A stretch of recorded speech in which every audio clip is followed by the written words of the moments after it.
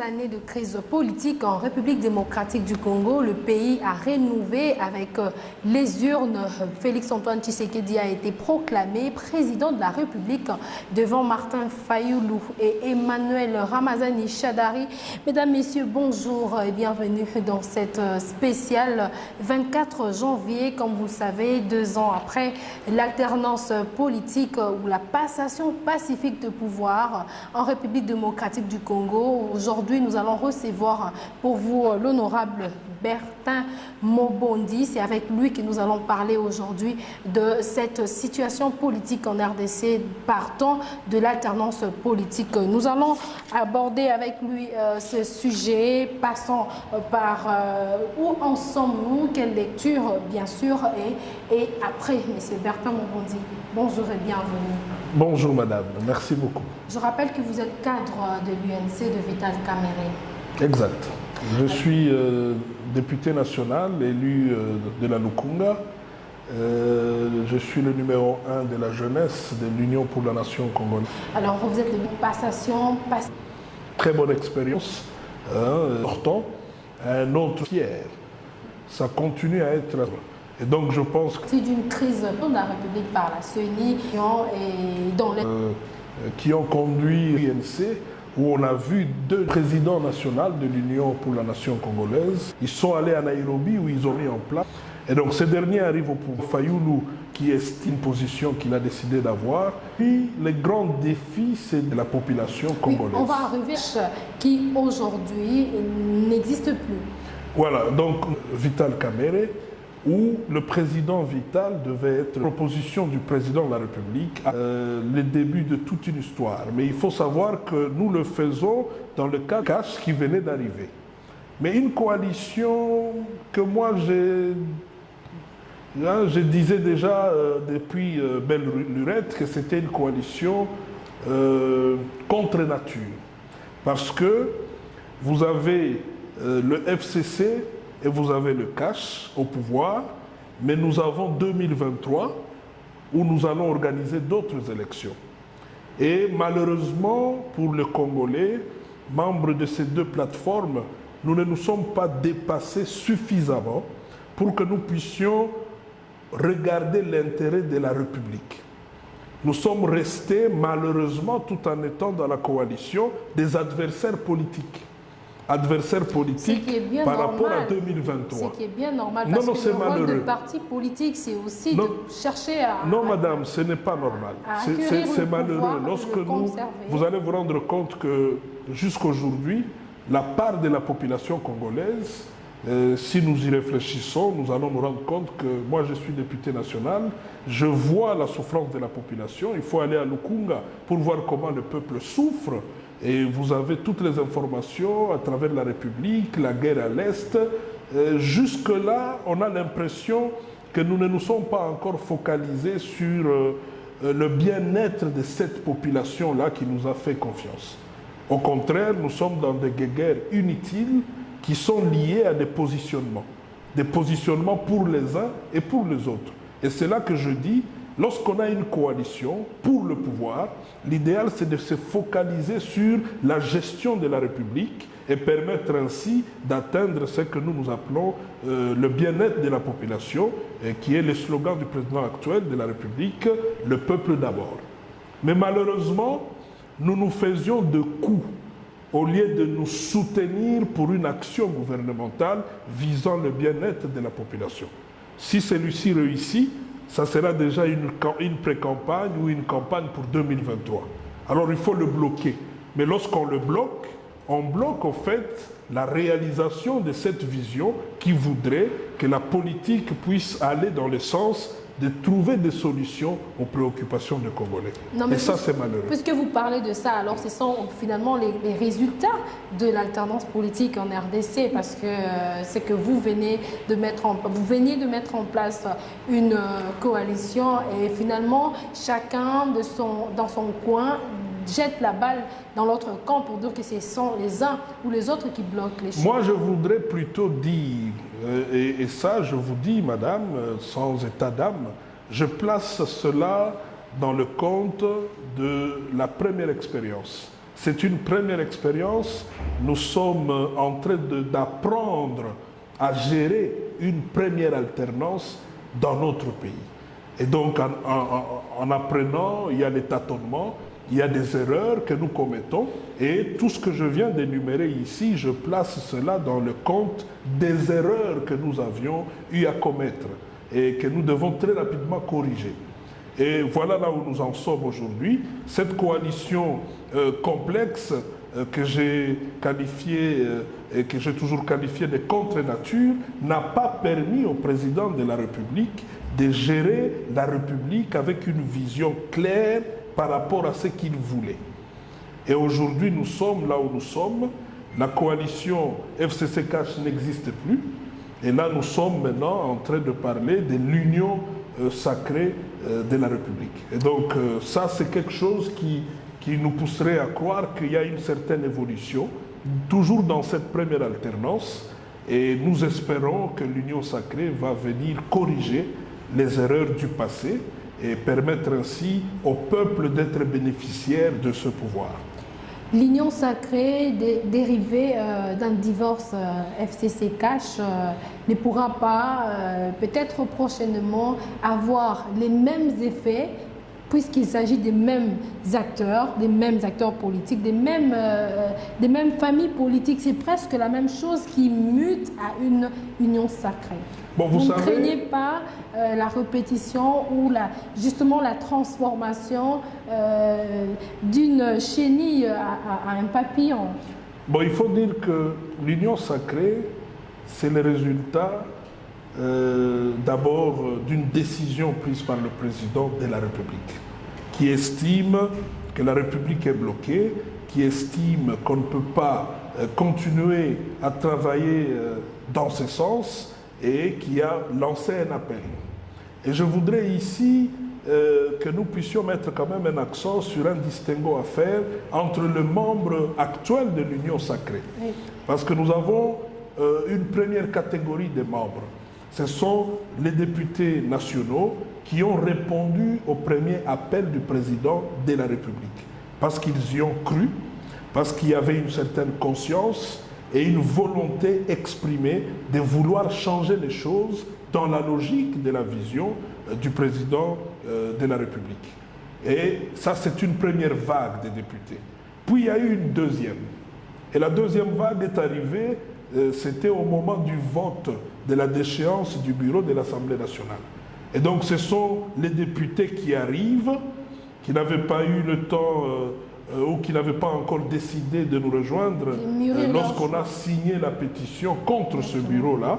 Et donc ils sont arrivés, ils ont participé au vote, et il y a maintenant la troisième vague des députés qui viennent rejoindre l'Union sacrée et d'autres politiciens, pas parce qu'ils ont cru à l'appel du chef et la vision du président de la République, mais parce que tout simplement, derrière, il y a des visées politiques. Ils viennent pour des raisons de positionnement et je crois que, bon, du moment où nous identifions les trois catégories, nous sommes en politique, on évolue ensemble et au moment opportun, on devra savoir qui est qui devrait faire quoi et en qui on devrait placer une confiance particulière pour l'atteinte des objectifs visés par le président de la République et permettre ainsi au peuple congolais de profiter du pouvoir de Félix Tshisekedi Tshilombo. Alternance politique, Joseph Kabila reste un acteur très important parce que c'est lui qui a, entre guillemets, qui a aidé à ce qu'aujourd'hui, nous puissions avoir le cours des événements que nous avons aujourd'hui. Quelle est sa place dans cette sphère politique de la RDC, en dehors de la coalition FCC? Non, vous savez, madame, nous sommes de la nouvelle classe politique. Nous sommes une nouvelle génération de politiciens. Et je pense que si nous voulons réussir, il faudrait que nous puissions placer en premier plan les valeurs. On ne peut pas aujourd'hui parler de l'alternance comme un acquis pour la République démocratique du Congo et minimiser en même temps les efforts fournis par Kabila, mais aussi par Tshisekedi lui-même. Et donc je pense à ce stade que si nous parlons aujourd'hui de l'alternance, nous ne pouvons pas dissocier cette alternance de ces acteurs, hein, les acteurs majeurs. Et parmi ces acteurs, moi je vois bien, comme vous l'aviez dit, le sénateur Joseph Kabila Kabange, qui a joué un rôle pour que nous puissions en arriver là. Et donc l'histoire de la République démocratique du Congo retiendra qu'il y a eu un président de la République qui a géré le Congo pendant 18 ans et qui pour la première fois, après les élections, a passé le pouvoir de manière civilisée à un autre qui est venu de l'opposition et qui aujourd'hui est président de la République. L'histoire retiendra que ça sera la première fois que nous avons un ancien président de la République qui vit au Congo, qui est en vie. Et donc je crois que si nous prenons tout cela, Kabila devrait quand même bénéficier d'une certaine considération de la part des Congolais, au-delà de tout ce qui a été fait, que nous pouvons fustiger hein, dans sa gestion. Okay? Mais si nous parlons de l'alternance, je pense qu'il a quand même droit hein, de bénéficier d'une certaine considération, d'un certain respect, déjà qu'il est sénateur à vie. Hein, c'est un titre qui mérite des honneurs et que ces derniers puissent en bénéficier tout en se comportant maintenant comme un Congolais qui a fait son temps et qui est maintenant à l'arrière-plan en train d'observer, et il peut toujours être utile au moment opportun pour donner quelques conseils et permettre au Congo d'aller de l'avant et au peuple congolais de gagner. Parce que vous avez parlé de la gestion de Joseph Kabila, qu'est-ce que vous reprochez, vous, le cash, à ce que Kabila n'a pas pu faire, qui devrait être fait? Ben écoutez, aujourd'hui, je ne sais pas si c'est vraiment l'occasion de revenir sur ça, mais je pense que nous avions tous été témoins de la gestion du PPRD, ou parlons de la gestion du FCC. Et donc, la guerre aujourd'hui à l'Est, le problème que nous avons sur le plan social et tout ce qui devrait faire que le Congo puisse décoller, on a vu quand même beaucoup de faiblesses et je crois que ça ne devrait pas attirer notre attention. Le problème du Congo aujourd'hui, c'est de comprendre que c'est un peu comme une course hein, avec le bâton. Hein, lorsque vous arrivez, vous passez le bâton à l'autre et l'autre continue. Donc la personne qui amène le bâton peut avoir des faiblesses, mais ces faiblesses peuvent être comblées par la personne qui va prendre la main pour continuer avec la course. Et donc il ne faudrait pas qu'on se justifie toujours sur base des erreurs ou des insuffisances des autres.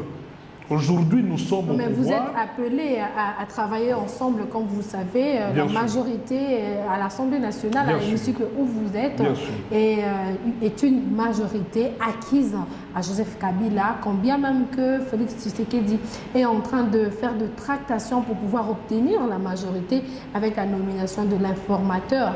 Donc aujourd'hui, Kabila a toujours une certaine portion de pouvoir dans la politique du pays.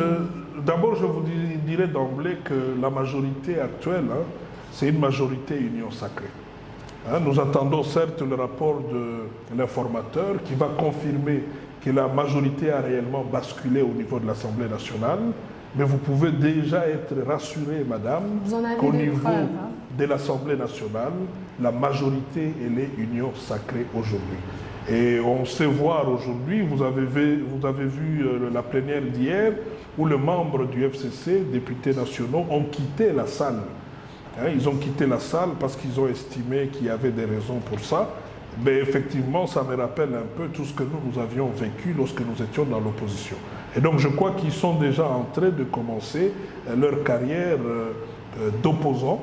Hein, et évidemment, ce n'est pas facile, mais du moment où nous pouvons ensemble donner des idées qui vont faire que la République aille de l'avant, je pense qu'ils peuvent faire une opposition utile et permettre ainsi au Congo de décoller.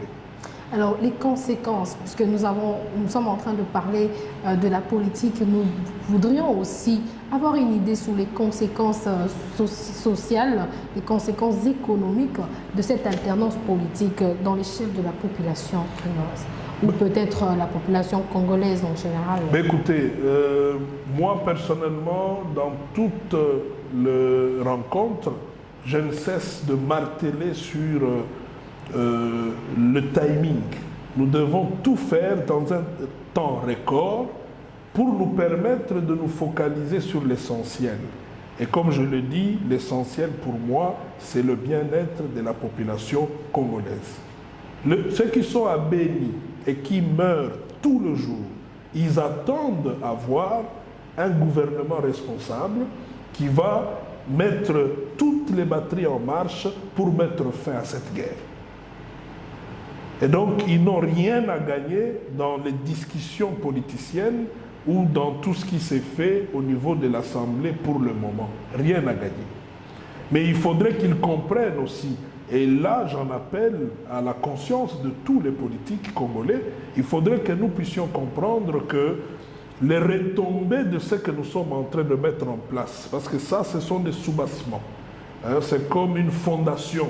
Si nous arrivons à mettre en place l'union sacrée, avoir cette majorité au niveau du Parlement, avec un bureau, un nouveau gouvernement qui va fonctionner et permettre au président de la République d'atteindre les objectifs par rapport à sa vision, je pense que les retombées pourront être évidemment le bien-être de la population.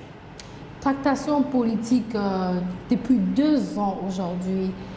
Depuis l'élection, aujourd'hui, ça fait pratiquement 2 ans. Où en sommes-nous exactement avec cette alternance politique? Parce qu'apparemment, la RDC ne reste que sur le plan politique, sur le plan superficiel, alors que nous avons, avec le président de la République, un slogan, le peuple d'abord. Bon, d'abord, je pense qu'il faut, parmi les acquis, nous avons à la tête du pays un président qui manifeste la volonté de changer les choses. Ça, c'est déjà positif. Il faudrait maintenant qu'il ait des collaborateurs qui vont l'aider à atteindre ses objectifs. Et il faut qu'on y travaille. Et il faut que lui-même puisse y travailler. Ça, c'est la deuxième chose. Et la troisième chose, c'est qu'il faudrait qu'on arrête de toujours croire que et là, je voudrais prendre l'exemple de la loi, par exemple, que nous avions votée hier au niveau de l'Assemblée nationale sur la zone de libre-échange. Il y a beaucoup de gens qui pensent que si cette loi est appliquée, ça sera plus les pays voisins qui vont en bénéficier. Et lorsque vous suivez les arguments avancés, on dit toujours le Congo n'est pas prêt. Le Congo n'est pas prêt. Nous n'avons pas l'infrastructure qu'il faut. OK? Et les autres, ils vont plus bénéficier de la loi. Mais pourquoi nous ne sommes pas prêts? Nous ne sommes pas prêts parce que tout simplement, on n'est pas sérieux. Et nous devons prendre conscience et commencer à être sérieux. Il faudrait que les politiques puissent vraiment jouer leur rôle, de gérer la République, de mettre tout en place et permettre à la RDC d'être compétitif. Il faudrait que nous ne puissions plus continuer à avoir peur d'affronter les autres pays. Et donc, moi je pense que cette alternance est une très bonne chose. Encore faut-il que nous puissions maintenant nous saisir des acquis de l'alternance. Non, mais la RDC, c'est un pays qui ne peut pas manquer de textes. Ce n'est pas un pays pauvre en texte, c'est plutôt l'exécution de tout ce que nous prenons comme décision qui fait défaut. Les dirigeants passés sont presque les actuels dirigeants et pourront peut-être être les futurs dirigeants. C'est ça le problème qui bloquerait la machine aujourd'hui, selon certaines langues. Mais vous savez, le président de la République, lorsque vous regardez par exemple son directeur de cabinet, lorsqu'il arrive, il est le géniteur du programme de 100 jours. Les programmes de 100 jours, lorsque vous regardez les acquis du pouvoir cash, 80% de réalisation du cash ou du président de la République actuelle, c'est le programme de 100 jours. Et donc, je ne sais pas si c'est peut-être l'occasion de le dire, mais il fallait absolument couper la tête de la personne qui pilotait ce programme. Vous faites allusion à Vital Kamerhe, qui est aujourd'hui en prison. Qui aujourd'hui est incarcéré injustement.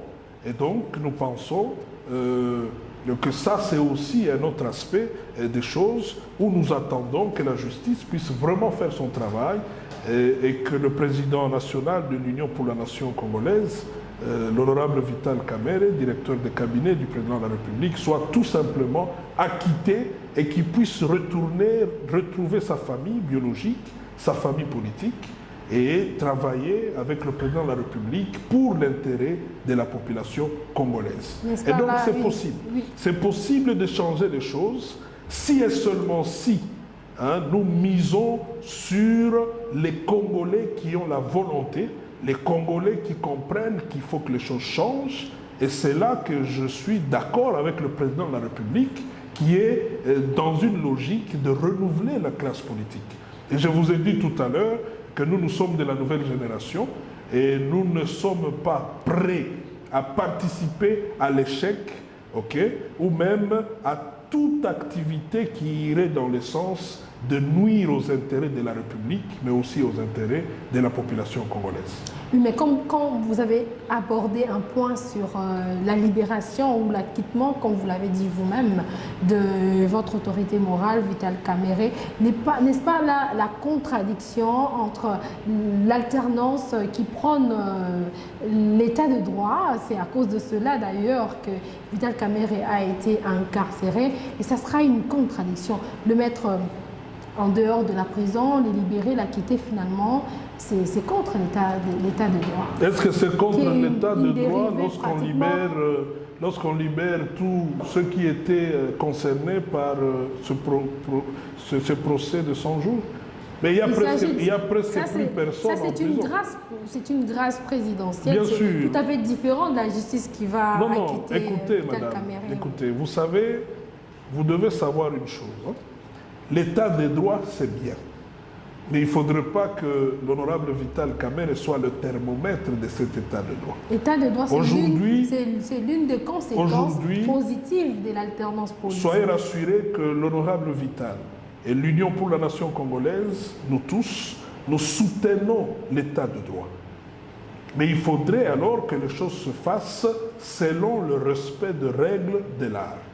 Aujourd'hui, nous demandons que la commission qui avait été annoncée par le gouvernement soit mise en place pour aller identifier toutes les maisons qui sont encore bloquées au niveau des différents ports. Pourquoi Vital Kamerhe est incarcéré aujourd'hui? Pourquoi? Et donc, récemment, je crois que vous aviez vu le rapport de Human Rights Watch qui a dit clairement qu'il y avait une confusion maintenant, on ne comprend plus rien. On ne comprend même plus quelles sont les raisons réelles de l'incarcération du directeur de cabinet. Entre-temps, l'homme reste en prison et son casier est taché. Non, le casier n'est pas taché. Nous sommes en appel. Il n'y a pas de jugement. Et c'est même pour ça que c'est peut-être l'occasion de le dire, parce qu'il y a beaucoup de gens qui disaient qu'il devait être gracié. Mais on ne peut pas gracier quelqu'un alors qu'il n'y a pas un jugement définitif. Pour le cas du président national de l'UNC, il n'a pas encore été jugé. Nous sommes encore dans une procédure judiciaire. Et à ce stade, nous sommes en appel. On ne peut gracier que quelqu'un qui a été jugé, condamné. Cela veut dire qu'on a reconnu que cette personne a bel et bien commis cette infraction-là. Mais ici, nous sommes en face d'une situation où l'honorable Vital Kamerhe n'est pas coupable. Il n'a jamais détourné l'argent de la République. Les maisons préfabriquées dont on parle sont là. Il y a une partie déjà installée au niveau du Kantchach. Il y a plusieurs conteneurs qui sont en train de traîner dans les différents ports. Et ici, nous réitérons encore notre volonté de voir le gouvernement mettre en place la commission qui doit aller identifier toutes ces maisons qui traînent au niveau des ports. Alors dites-moi, si nous retrouvons les maisons, quel argent a été détourné? Et pourquoi Vital Kamerhe reste en prison? Et donc sa place n'est pas là, c'est autre chose. C'est vraiment une arrestation purement politique. Et nous pensons que Dieu aidant, ce dernier va très rapidement recouvrer sa liberté. Évidemment, au-delà de ça, il y a la santé qui pose problème et nous pensons que le président de la République et toutes les autorités compétentes vont continuer à mettre les batteries en marche pour qu'ils puissent bénéficier de soins appropriés. Alors, alternance politique, passation pacifique et civilisée du pouvoir, où en sommes-nous en termes de justice aujourd'hui? Ben écoutez, d'abord moi personnellement, je voudrais saluer ici le travail de l'IGF. C'est du jamais vu au Congo. C'est pas pourquoi les gens veulent laisser passer inaperçu les actions de l'IGF. Aujourd'hui, nous avons des inspecteurs qui font des enquêtes et qui relèvent les infractions, surtout, pour la plupart jusque-là, ce sont des infractions de détournement. Et on voit des autorités de ce pays être interpellées, être arrêtées et mises en prison. Donc je crois que ça, c'est déjà un début de quelque chose. Et nous devrions encourager cela. Et ça va permettre de décourager encore davantage tous les Congolais qui pensent qu'ils peuvent manipuler l'argent de la République comme ils veulent. Et ici, c'est le peuple qui gagne. Et ça, nous devons reconnaître, ce sont des efforts du président de la République, son Excellence Félix Tshisekedi Tshilombo. Il a promis de lutter contre la corruption et je crois que nous sommes déjà dans cette démarche-là. N'est-ce pas là aussi la chasse aux sorcières quand il a pris le pouvoir, lorsque Corneille Nangaa a annoncé Félix Tshisekedi gagnant de ces élections de 2018. Dans son discours, Félix Tshisekedi a dit qu'il n'est pas venu faire la chasse aux sorcières. Alors qu'aujourd'hui, nous sommes en train de voir qu'il y a eu des détournements qui se sont même déroulés avant la prise de pouvoir du président Félix Tshisekedi, qui aujourd'hui sont remis sur l'argent de l'État. Lorsqu'il est avéré, cela veut dire qu'il y a un procès clair avec des preuves que vous avez bel et bien détourné. Mais pourquoi vous ne devriez pas être incarcéré? Pourquoi?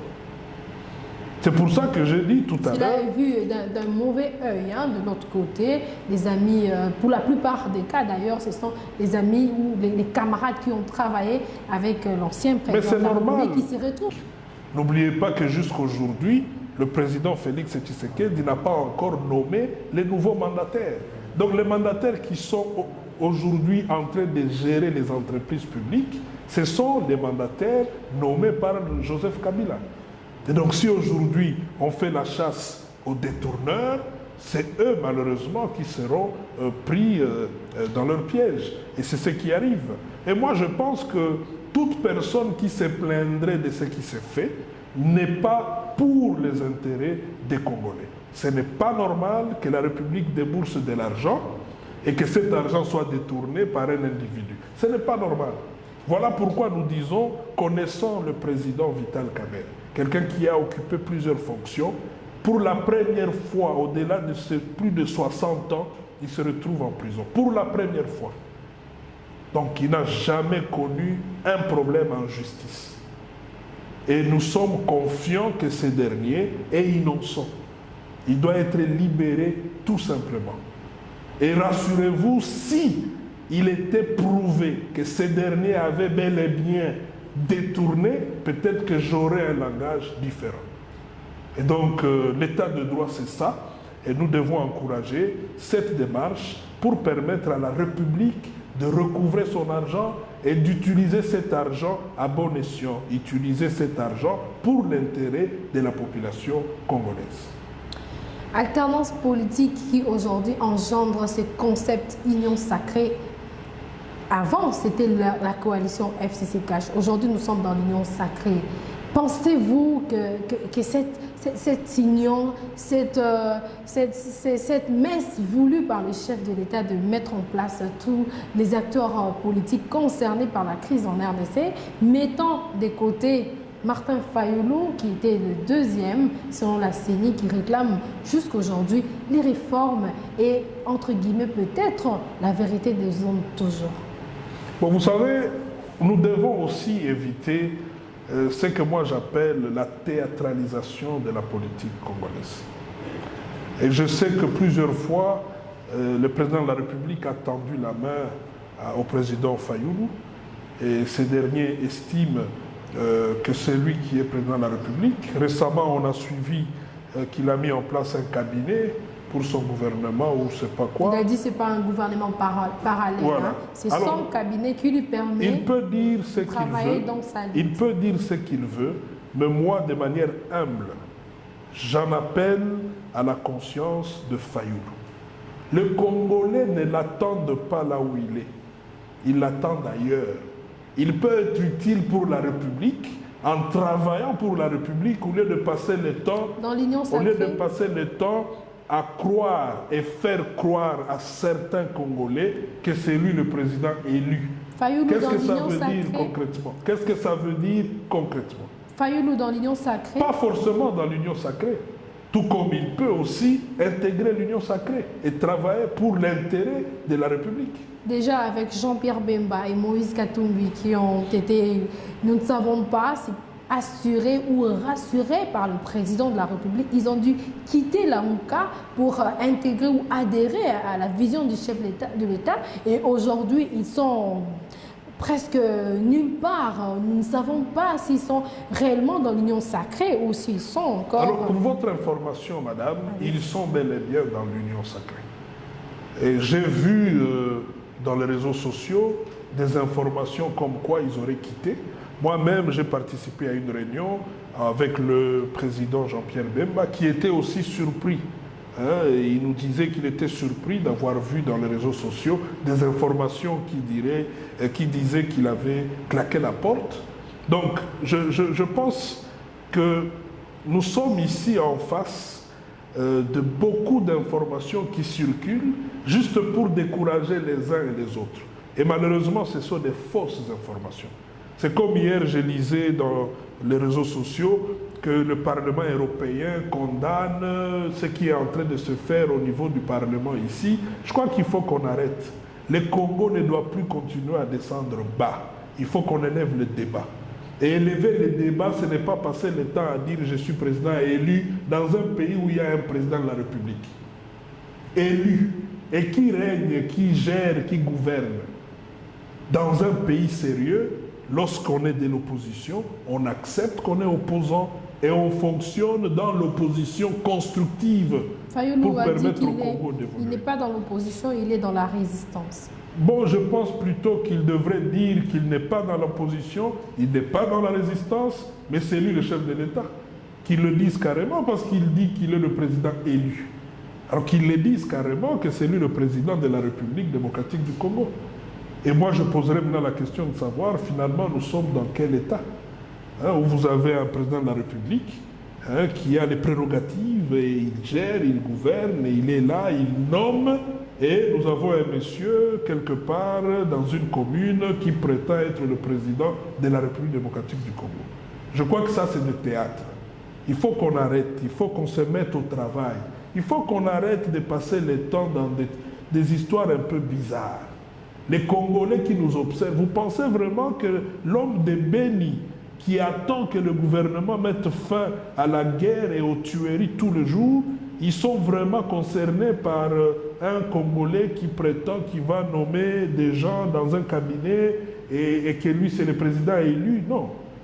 Ils auront peut-être besoin de ces messieurs intelligents, je le sais, qui donneraient peut-être des idées qui vont permettre au gouvernement, au président de la République, de prendre des initiatives qui iraient dans le sens de satisfaire l'homme de Béni.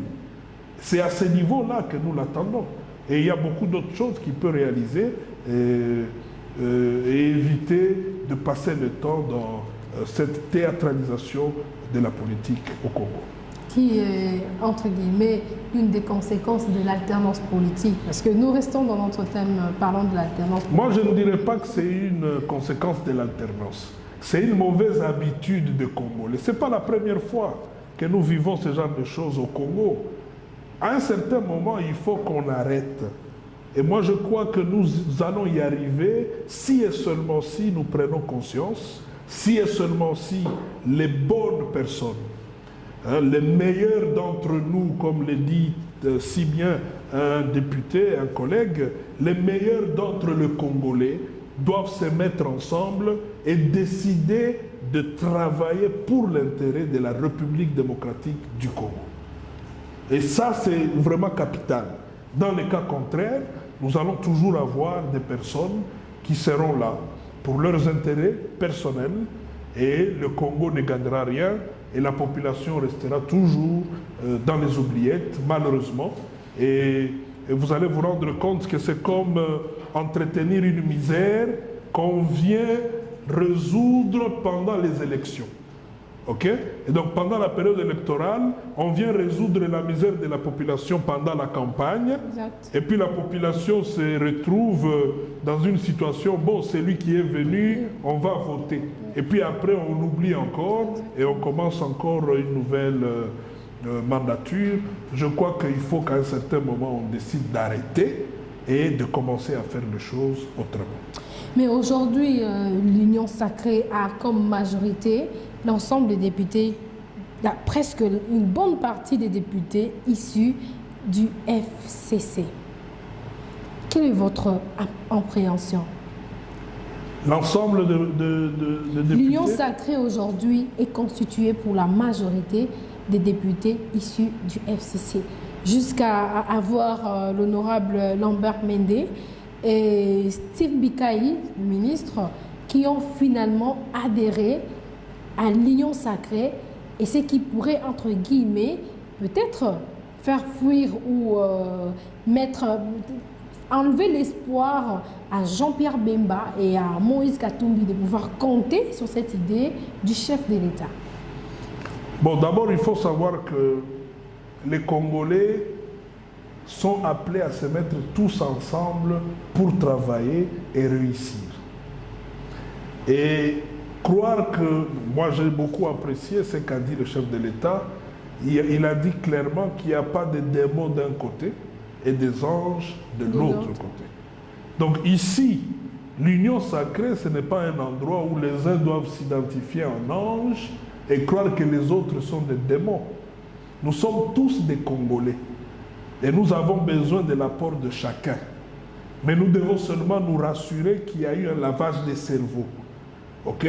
Parce que, rappelez-vous, moi je suis chrétien, lorsque vous avez quelqu'un qui vient à l'église avec tous ses péchés, ben, il suffit de rien pour que ce dernier se retrouve enfant de Dieu. On pardonne tout et demain il peut évoluer jusqu'à être même pasteur et commencer à prêcher et à sauver d'autres âmes. Et donc ici nous sommes dans un processus. Il y a des gens, c'est vrai, qui ont géré, qui peuvent faire objet de beaucoup de critiques, hein, mais n'empêche que ce sont des Congolais. Ils ne sont pas moins Congolais que les autres. Et nous avons besoin de tout le monde pour qu'ensemble, avec nos expériences, nous pouvons servir la République aux côtés du président Félix Tshisekedi. C'est ça. Il n'y a pas de crainte à avoir des gens avec qui vous étiez, entre guillemets, à un certain moment, pas d'accord, vous n'étiez pas d'accord sur un certain nombre de choses qui, du coup, sont comme un miracle, comme un coup de baguette magique, directement, qui sont d'accord, positifs avec vous. Mais madame, vous savez pourquoi on a toujours dit qu'il n'y a pas d'hommes forts, mais il y a des institutions qui doivent être fortes. C'est parce que tout simplement, et c'est peut-être le malheur ici de faire un débat sur les hommes, sur les individus. L'Union sacrée devrait se structurer et être une machine capable d'injecter toute personne qui ne va pas marcher dans la vision du président de la République. Comment le saurez-vous? Non, mais c'est question de mettre les structures en place et avoir des principes avec lesquels nous allons marcher.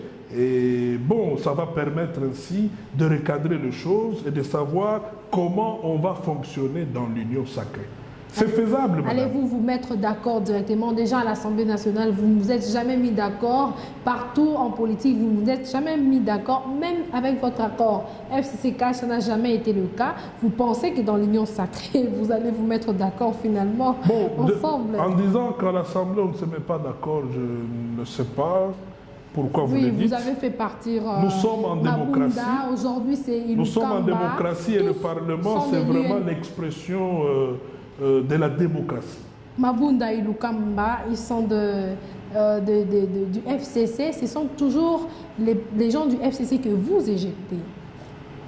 Donc c'est pour dire que le courant ne marche pas entre vous. Mais écoutez, madame, lorsque vous regardez les différentes pétitions qui ont fait partir les membres du bureau de l'Assemblée nationale, vous allez retrouver les signatures des membres du FCC qui ont signé. Moi, je voudrais ici, moi je suis député national, en tout cas j'étais très écœuré par la gestion du bureau de Mabunda, la gestion de l'Assemblée nationale. Vous avez été signateur du départ de Mabunda. Bien sûr, moi j'ai signé en âme et conscience, parce qu'il fallait que les choses changent au niveau de l'Assemblée nationale, dans sa gestion d'abord. Il en est de même et ça doit être pour pareil. Ilukamba aussi. Non, ça devrait être pareil pour toutes les institutions de la République. Lorsque vous avez un directeur général qui gère l'entreprise, mais pas de manière à permettre l'entreprise d'aller de l'avant, il faut arriver à dire que ce n'est pas la bonne personne. On ne doit pas garder cette personne parce que tout simplement il est du FCC ou il est de l'Union sacrée. Non. Ici, nous, le peuple congolais, se retrouve au-delà de nos appartenances politiques. Mais 2 ans et 4 mois déjà, comment est-ce que le peuple congolais pourrait se retrouver? Parce que le mandat du président de la République n'aura plus qu'une année et 6 mois. On ne pourra pratiquement rien faire. Écoutez, mais au moins, je ne dis pas qu'on ne pourra, ou quelqu'un d'autre qui viendrait pourra rebondir et permettre ainsi à la République de décoller. C'est très important. Lorsque vous construisez une maison, vous avez besoin d'avoir une très bonne fondation. Lorsque la fondation elle est faite, même si vous n'avez pas continué avec la maison, les autres qui viendront, ils vont seulement faire l'élévation et permettre d'avoir une maison, une structure assise. Et donc nous sommes en train de travailler. Le Congo a des problèmes profonds et il faut des réformes, comme on a dit. Il faut des réformes à tous les niveaux. Et donc il faut que nous soyons concentrés pour ces réformes. Et donc, il ne faut pas dire on n'a rien fait. Non, nous sommes en train petit à petit à redorer ainsi l'image de la République démocratique du Congo. Avec le président Félix Tshisekedi ou sans lui. Parce qu'il a un mandat et puis après il va partir. Mais même celui qui viendra après, lorsqu'on parle des acquis de la première alternance, il faudrait savoir que la passation de pouvoir entre Joseph Kabila et Félix devrait être une porte ouverte pour d'autres alternances. Demain, il faudrait que nous ayons une passation entre Félix et quelqu'un d'autre. Ainsi de suite. Mais au moins, ça sera un bon départ. Et on n'oubliera jamais que c'est parti de Joseph Kabila, cette première alternance dont nous parlons aujourd'hui. Tractation politique par-ci, tractation politique par-là. Certaines langues voudraient bien que le président se concentre sur son mandat au lieu de rester concentré sur la politique, comment faire adhérer les autres, comment convaincre les autres acteurs politiques. Pourquoi le président ne se concentrerait pas sur son mandat, disons là, son projet de société avec lequel il a fait sa campagne en 2018? Bon, pour ceux qui disent se concentrer sur son mandat, je ne sais pas ce qu'ils veulent dire, mais je sais que le chef de l'État est concentré sur son mandat. Et tout ce qu'il est en train de faire, ça cadre avec sa vision. La vision qu'il a toujours exprimée, même pendant la campagne. Sauf qu'il faut évidemment arriver à casser certaines barrières pour permettre d'asseoir cette vision-là. Et le processus de casser ces barrières, ça fait partie aussi de son mandat. Et non, demain... Puisqu'il est temps qu'ils prennent pour faire partir Mabunda aujourd'hui, faire partir Ilukamba demain et mettre en place un nouveau bureau à l'Assemblée nationale, peut-être un nouveau gouvernement. Donc ça sera vraiment faire du surplace pour beaucoup de temps. Mais écoutez, madame, La SNEL se rend compte qu'il y a des maisons construites sur un câble électrique. OK? Et la décision est prise, il faut casser ces maisons pour permettre de rétablir l'électricité. Qu'est-ce qu'on fait? On casse. Ne pas casser voudrait dire qu'il n'y a pas d'électricité. Donc, si aujourd'hui, il faut opérer tous ces changements au niveau des différentes institutions, ça fait partie d'un processus qui est en train d'aller dans le sens de trouver la solution aux préoccupations des Congolais. Il ne faut pas voir ça comme une perte de temps. Nous allons y arriver si et seulement si nous prenons conscience, nous sommes sérieux, nous faisons le bon choix des collaborateurs. Il ne faudrait pas que demain, de la même manière que Kabila avait dit qu'il avait de mauvais collaborateurs, que le président Félix aussi dise qu'il en a eu.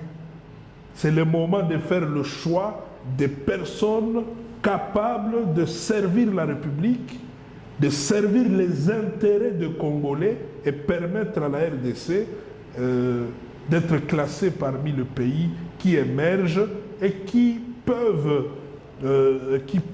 allais-je dire, continuer à faire la fierté de l'Afrique. Le président de la République va prendre la tête de l'Union africaine. Ce n'est pas rien, madame. C'est quelque chose de très important et nous devons en être fiers. Mais il faudrait alors que que nous puissions aller dans le sens de trouver des solutions aux problèmes des Congolais, que nous-mêmes, les politiques, nous commencions d'abord par un lavage de cerveau et commencer à avoir une nouvelle mentalité ça doit qui se nous passer amène... Comment? Ça doit se faire comment exactement? Mais écoutez, voilà pourquoi j'ai dit l'union sacrée est en train d'être mise en place. C'est le moment de se rassurer que tous ceux qui adhèrent dans l'union sacrée adhèrent réellement à une vision du chef de l'État, adhèrent réellement à une façon de faire qui est différente de tout ce qu'ils ont eu à faire dans le passé. Et donc si nous le faisons déjà maintenant, je crois que ça permettra de fonctionner différemment et d'être sûr de pouvoir atteindre les objectifs fixés par le chef de l'État à travers sa vision. Alors vous, en tant que cadre de l'UNC, quelle est la place de votre parti politique dans l'Union sacrée? L'Union pour la nation congolaise est un parti allié à l'UDPS et ensemble nous sommes dans CACH. Le président Vital Kamerhe, directeur de cabinet du chef de l'État, c'est l'allié naturel du président de la République. L'allié naturel, ce n'est pas une extrapolation. Non, mais écoutez, parce qu'aujourd'hui... Non, je voudrais que ça soit clair. Vous savez, aujourd'hui, on a l'impression qu'il y a beaucoup de gens qui viennent et qui posent même certaines conditions pendant que nous, qui sommes des alliés de première heure... Cogéniteurs de l'alternance. Nous sommes... Voilà, vous l'avez dit, madame. Le directeur de cabinet, si vous aviez suivi le président de la République le jour de sa prise de fonction, il avait dit clairement qu'il a découvert un homme qui est capable de placer l'intérêt de la République avant ses intérêts personnels. Un homme qui a accepté de se retirer pour lui laisser évoluer comme candidat et aujourd'hui président de la République. Il a accepté d'être directeur de campagne. Et il a battu campagne, et nous tous d'ailleurs, nous avions battu campagne pour le président actuel. Et aujourd'hui, il est au pouvoir. Et donc, nous sommes au pouvoir. À sa place, nous demandons. On n'a pas été capable de prouver la République comme il l'a toujours fait, de volonté de continuer à servir, à travailler. Qu'est-ce qui viendra après dans 40 ans? Bon, je crois que je répondrai de manière courte. Commencer le travail. On va d'occupation aux problèmes des Congolais. Voilà, rien d'autre. Et toute procédure qui visera la utile pour la République. Et donc à ce stade, dans cette nouvelle dynamique, changer et être tout simplement, on ne va plus perdre le temps dans des personnes fortes. Voilà. Vous êtes hôte de cette alternance, Moubondi. Alors nous devons le Congo, toutes les qualités et que nous puissions chacun dans son domaine prendre conscience que c'est quelque chose d'important. Il faudrait plus la vision du président de la République. Il faut que l'État congolais, lorsqu'on parle de l'État prison, et que toutes les personnes qui sont incarcérées pour travailler pour la République. Et il est temps de problèmes de malnutrition, donc nous ne devons pas perdre le temps. Économiquement, qu'est-ce qui va concentrer se retrouve. Alors, merci beaucoup de passation pacifique d'alternance politique. Président de la République devant Martin Fayoulou et Emmanuel Ramazani Chadari. Messieurs Bertin, vous étiez notre invité. Fidèles téléspectateurs, et merci à la grande équipe, à monsieur aussi assuré la mise en onde. Merci et retrouvons-nous à la